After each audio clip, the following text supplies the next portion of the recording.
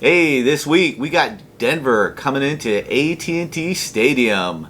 They don't have a chance. Thank you. Good night. Welcome back. Let's go! Ah!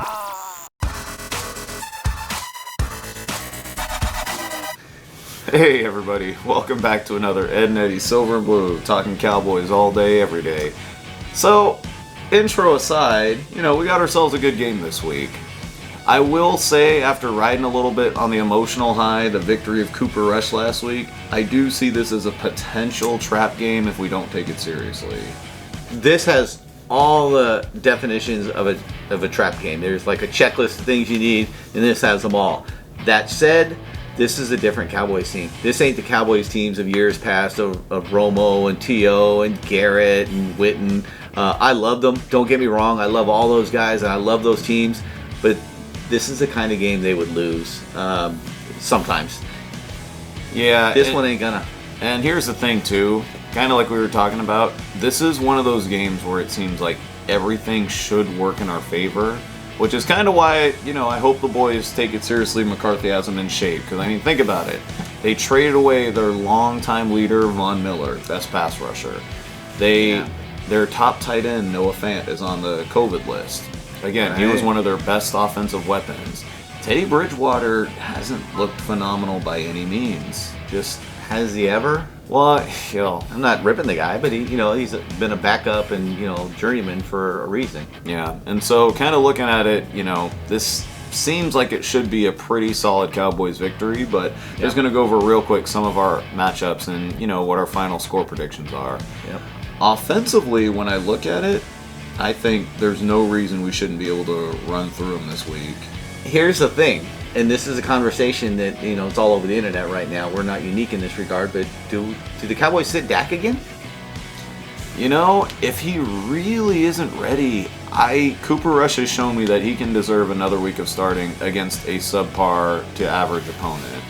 I would think if the division were on the line or if this was a big-time team, I would imagine they'd really want to push Dak to play, but because it is the Denver Broncos, because they're not really a top echelon team, I could definitely see this as a week where we do rest Dak as well as a guy like Tyron Smith.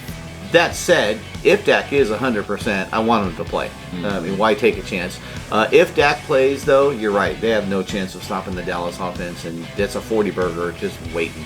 Oh, yeah. And another interesting thought is, I wonder if this will be a week that La'el Collins gets the start. If Tyron Smith is out, I'd much prefer to see Steele at left tackle. And exactly, La'el that's at right. what I expect. Yeah.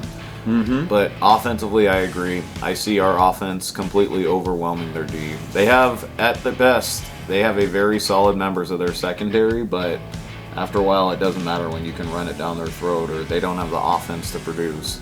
How do you feel about defensively against their offense? Of the way our defense is playing? We held a very talented Vikings offense to 16 points and just harassed the heck out of them all night. Bridgewater on the road, they have no chance. Maybe they score 17. Yeah, and here's the thing, 20 too. tops. They have some decent offensive skill players. Melvin Gordon's pretty solid if you can get him going, but their line's been pretty shaky. Their best tight end, first-round pick Noah Fant out on the COVID list. Right. And, their best receiver, Cortland Sutton, he will get his, especially if Diggs isn't playing this week. I expect him, he'll probably kind of like the DJ Moore treatment where he might put up 100 yards in a TD, but overall, I have a hard time believing Teddy's going to come in and win against a good team on the road. It could happen. Yeah. We've all watched the NFL long enough, any given Sunday and all that. But the biggest difference, I think, is just the attitude this year and McCarthy's, I don't know what you would call it, but ability to have them focused week after week after week. I've yet to see a real letdown for the Cowboys, and hopefully we won't this week as well. Yeah, no, that's a great point. Garrett, we would always see kind of a letdown game every now and then, but there hasn't really been a week this year where we have just completely wet the bed. It's always been competitive every week. Every year, you got that weird game where, everything goes against you. You got terrible penalty yards.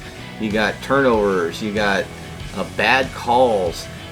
Could that happen? Well, hell, it kind of happened last week against the Vikings. And you said before the Vikings game, it happened against the Patriots.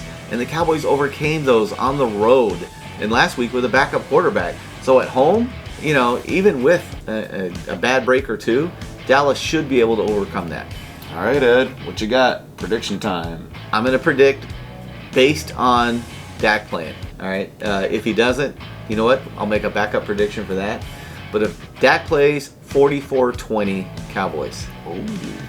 If Dak doesn't play, 34-17 Cowboys.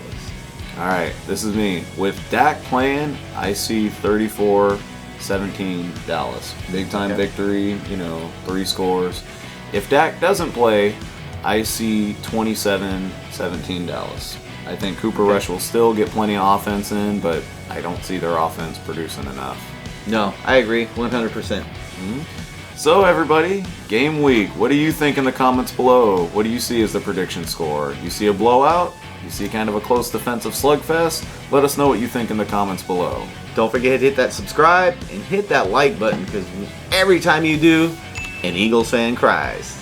All right, everybody, take care.